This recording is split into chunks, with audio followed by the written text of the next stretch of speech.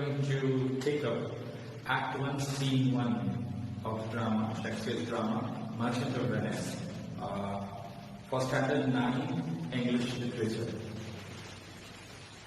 The scene is a bit long, and especially for students of class 9, since they find it very difficult to understand Shakespearean English, or I may say Aramaic English. Shakespeare was a well-known writer of Elizabethan era, which started from 15th century and which carried up to 16th century. And by the age of 52, Shakespeare had become a prominent writer or a playwright, P-L-A-Y-W-R-I-G-S-T. Playwright means a person who writes drama, plays, P-L-A-Y-S, plays. So Act 1, Scene 1, what is the importance of this scene? Mostly all the main characters in Venice, the scene is set up in Venice and all the main characters are introduced in this particular scene. The first scene of the play presents the exposition. Exposition means it is just the opening. It gives the readers the idea what this play is going to be about. The main themes and characters are introduced. We are introduced to Antonio, the Merchant of Venice. As I have told in the introductory part of Merchant of Venice, that Antonio is the main merchant of Venice. But find him to be sad and despondent. But what is the problem with Antonio? That his character was melancholic, M-E-L-A-N-C-H-O-L-I-C, melancholic. There is no particular reason given for his sadness. So just at the beginning of the play, we find him in the same dejected mood. He is not alone there, he is with his two friends, Salarino and Salanio, and they try to guess, they try to understand what are the reasons or what is the reason behind Antonio's sadness. And from their side, they try to make Antonio cheerful, happy. But it is seen in the play that instead making Antonio happy, unknowingly they were making Antonio sad. We are also introduced to Bassanio in Act 1, Scene 1 only, Antonio's closest, dearest friend, who confides in Antonio about his plan of seeking the hand of Portia. Now, Bassanio had a plan, and why he wanted to marry Portia, he tells the reasons behind this. And who is Portia? As it is told in the introductory part of Merchant of Venice, she was a rich heiress, H-E-I-R-E-S-S, heiress of Belmont. And also Bassanio here is there in Act 1, Scene 1. He is there to ask for a new loan from Antonio to present himself as an eligible suitor. He wanted to go to Belmont and he wanted to propose to Portia. But Antonio also knew that there were many other prominent suitors, well-known suitors like kings, princes. They all people were there to propose to Portia in the way of marriage. So Bassanio needed money, a new loan from Antonio, so that he would also go to Belmont and present himself as a rich suitor for Portia. S-U-I-T-O-R, suitor means those who wanted to propose and marry Portia. However, all of Antonio's ships are at sea and he asks Bassanio to arrange the loan from money lenders using his credit and good name. But in the same scene you will see that Antonio did not have ready cash, since all money, all the wealth was invested in his ships, and all those ships, they were in the sea, they were in the ocean. And that is why he suggested, or he suggests Bassanio to go to any other money lender where he could find money and use Antonio's name as a guarantor for that. So we will begin the text without much ado. Scene 1, Venice, a stream. It is important to understand where a particular scene, it has to be kept in mind where a particular scene takes place. So this scene takes place on a street in Venice. There are three characters present: Antonio, Salarino and Salanio. Antonio, Salarino and Salanio. I hope that you have the textbook with you along with your pencil. Antonio says, "In sooth, I know not why I am so sad." In sooth means truly. He does not know the reason behind his sadness. It varies me, you say it varies you. He also tells his friend Salarino and Salanio that Antonio's sadness varies me, troubles him, and his sadness troubles his friends too.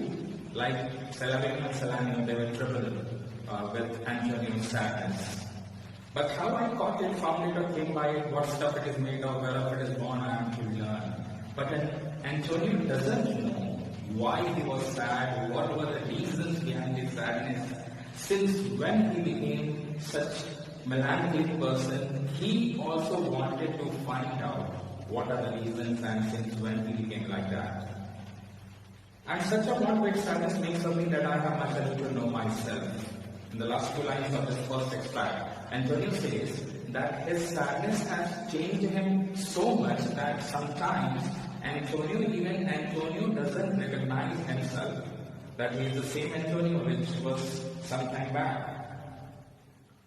As I said, Salarino and Salanio, they were trying to guess what were the reasons behind Antonio's sadness. And as I have told that Antonio's all money was invested in the ships, and all the ships they were in the ocean. And in that time, business was a very risky thing, a very hazardous thing, since all kinds of business, it was done, operated by ships. With ships, they sailed with the help of canvas, C-A-N-V-A-S, means sails. They were not motorized or motorized ships at that time, and that is why it was very risky to operate business with ships.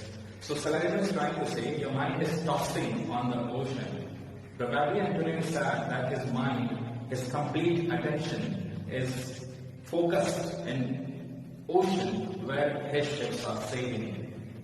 Thereby Argosies with Portuguese say, Argosies means large merchant ships. Portuguese means with the help of canvas. So Salarino is trying to say that Antonio's full attention is there on his ships which are sailing in the ocean with the help of canvas.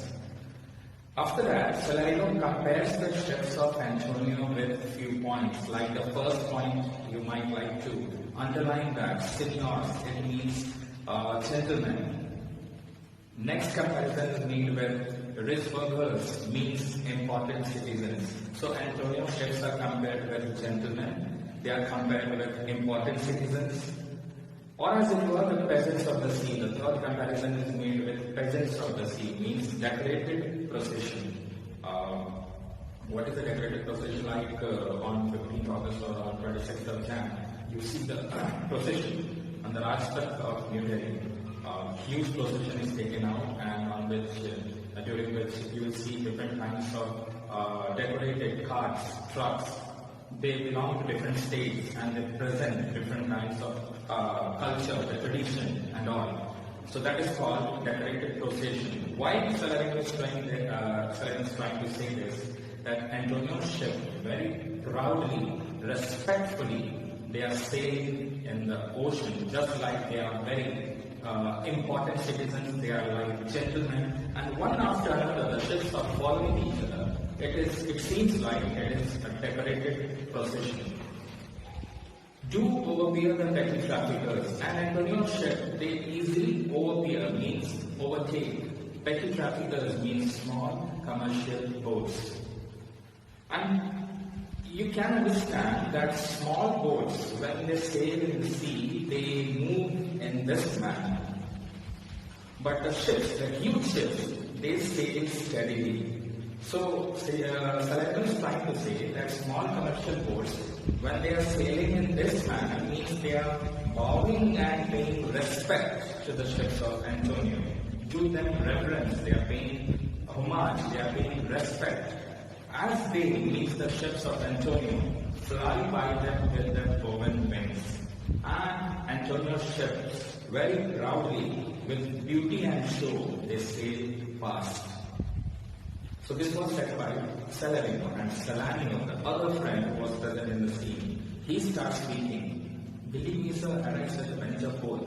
Venture means risky business. He tells Antonio that if Salanio had such kind of risky business, why business was risky, as I have told. If he had such risky business, the better part of my affections would be with my hopes abroad.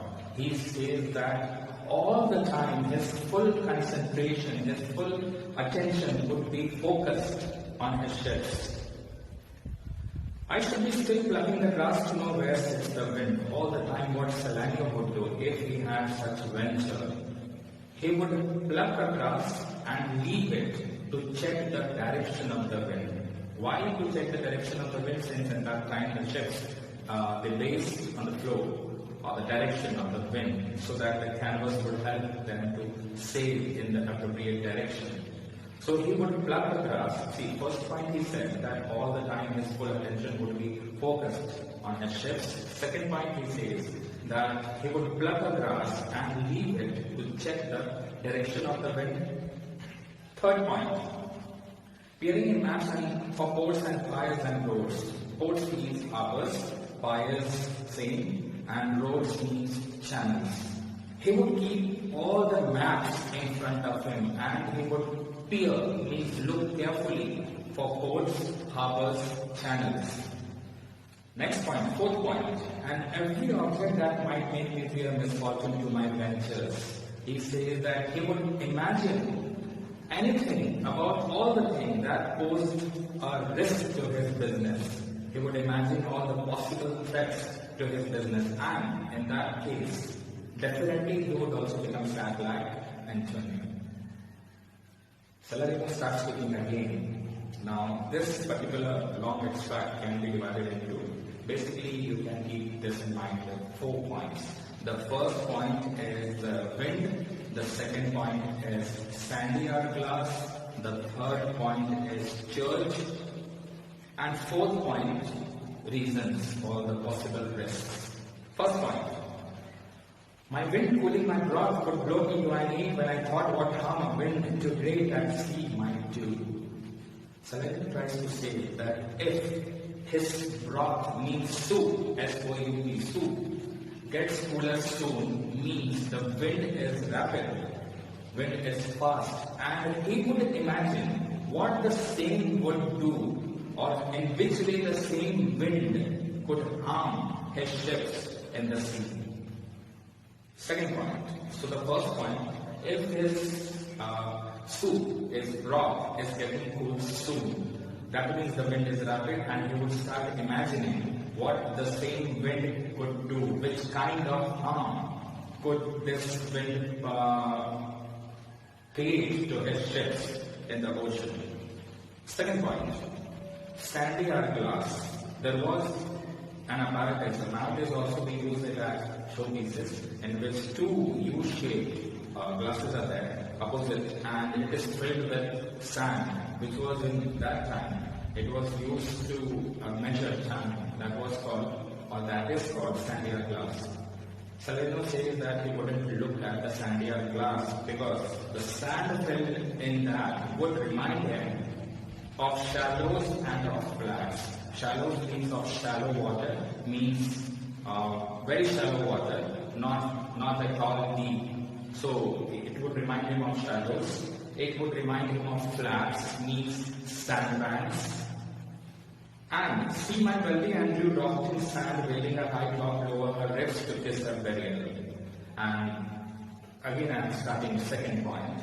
Saladin tries to say that he wouldn't look at the sandy hourglass because it would remind him of sand, and that would remind him of shallow water and mounds of sand, sandbanks, and he would start imagining his wealthy means richly loaded, Andrew means common name for merchant ships. So he would imagine that is one of the richly loaded ships.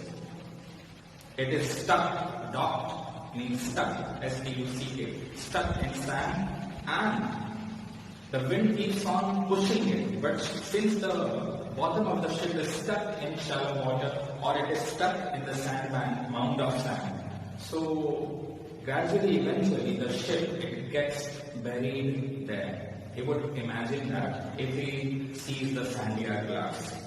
Third point. Should I go to church and see the holy edifice of stone and not bethink me straight of dangerous rocks, which touching but my gentle vessel side would scatter all the spices on the stream and drop the rolling waters with my sins? Just listen to me, you will understand. Saladino says that he wouldn't go to church at all because all the statues as well as the structure of the church, they were made of stones, rocks, and that would remind him of the dangerous rocks hiding below the surface of water in the sea. And again he would start imagining that one of his gentle ship, a very delicate ship, vessel means ship, is getting touched, like the ship is sailing and it is getting touched gently with a dangerous rock. And that ship was loaded with spices and silk. So all the spices would scatter over the water and the water would be covered with silk. Fourth point, in a word, but even now worth this and now worth nothing. He says that, in short, if he says, he would lose all his money, all his investment in a single moment. Shall I have the thought to think on this, and shall I have the thought that such a thing just would make me sad? He says that even if, fifth point, he says that even if he hadn't wanted to think all these things, then also these ideas keep on coming to his mind. And after speaking all the risks of Antonio's business, he says, but tell not me, I'm not Antonio. It's sad to think about his merchandise. He says, but don't answer me. It's clear that Antonio is worried. Definitely, Antonio is sad because of his business.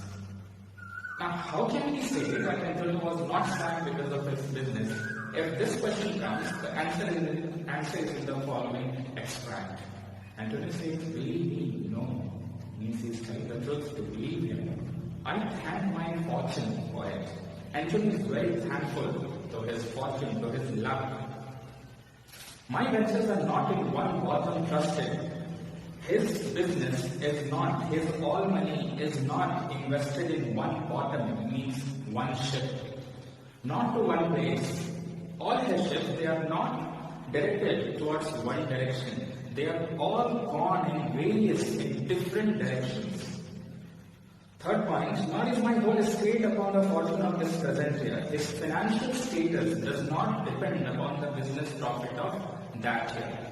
Whatever meanings I am explaining, all the meanings are given in your book. If you have the Morning Star textbook, all the meanings are given just by the side of the actual text.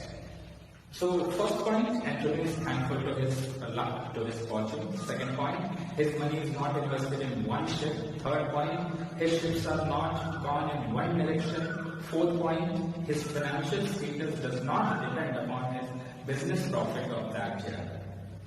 And these are the four reasons, and he says, therefore, my merchandise makes me not sad. So, Antonio also knows, he understands that he is not sad because of his business.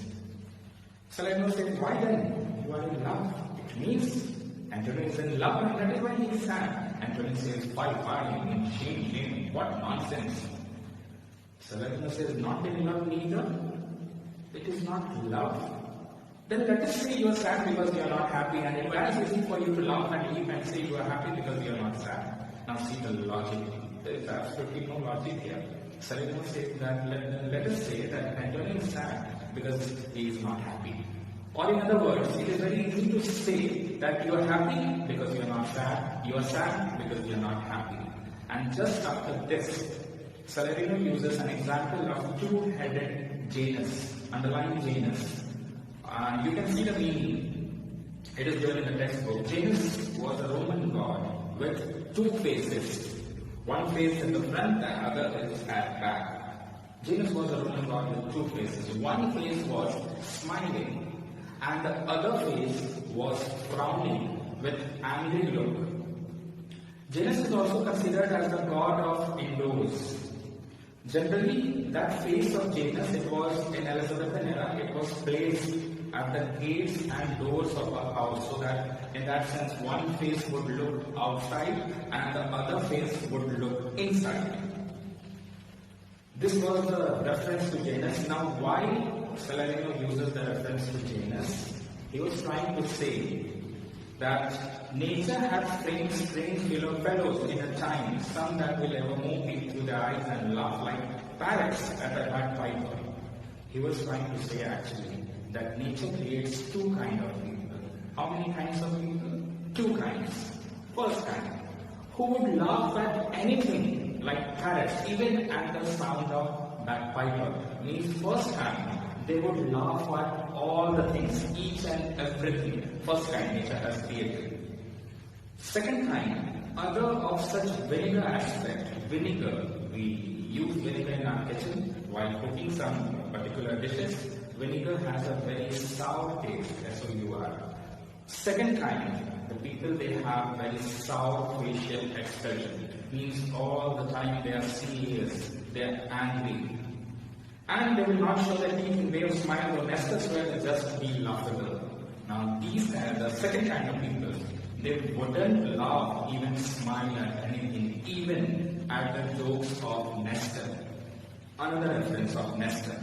Nestor was a Roman general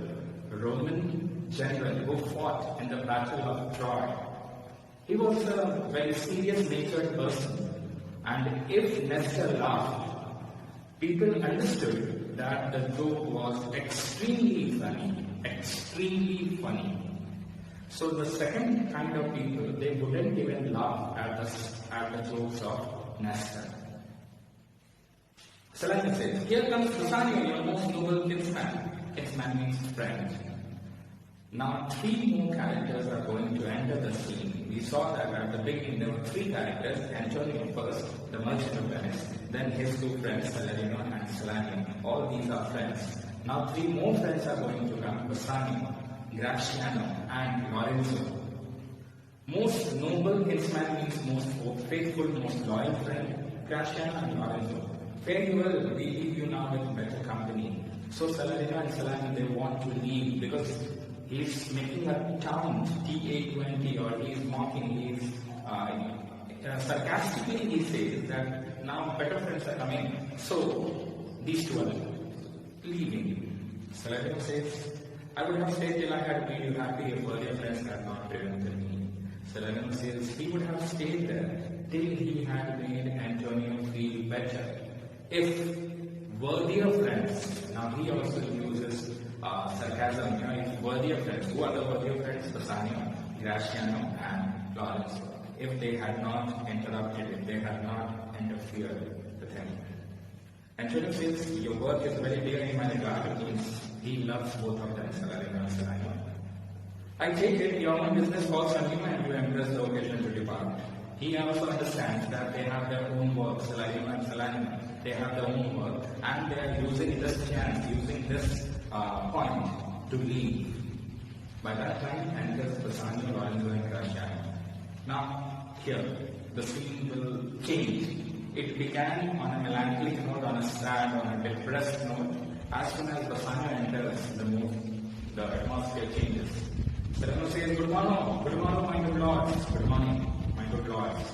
Bassanio says, good signor, both, signor means gentlemen. When shall we laugh? Say when. When shall we laugh? Say when means these all are friends. They all are Christians who lived in Venice. These all are friends. And for a long time, they never had a party, a laughable, enjoyable party. So as soon as Bassanio enters the scene, he tells them that for a long time they haven't had a single party. So when to have this party? You go and say in Spain, please. Saladino and Saladin, they behave like strangers to him. Must it be so? Why it is like that? Saladino doesn't reply the second question, but he says, we will make our letters to attend on yours. Means whenever Bassanio will tell, Bassanio will fix the program, they will manage the time and they will come. And with this, Saladino and Saladin will leave the scene. Now there are 4 characters left. Total, there were 6 characters just before this. Now 2 characters left. There are 4 characters. Antonio is still there. And now 3 more new characters, Bassanio, Graziano and Lorenzo. Lorenzo says, my lord Bassanio, since you have found Antonio, we will leave you. Lorenzo is telling Bassanio that since, because he has found Antonio. Now this line shows that Bassanio was looking for Antonio. So now he has found him, so we too, means Lorenzo and Graziano, would leave. But at dinner time, I pray you have in mind where we must meet. But Bassanio should not forget, at the time of dinner, again they have to meet. Bassanio says, I will not fail you, means you will not forget, you will be there. Till here, the first part of Act 1, Scene 1.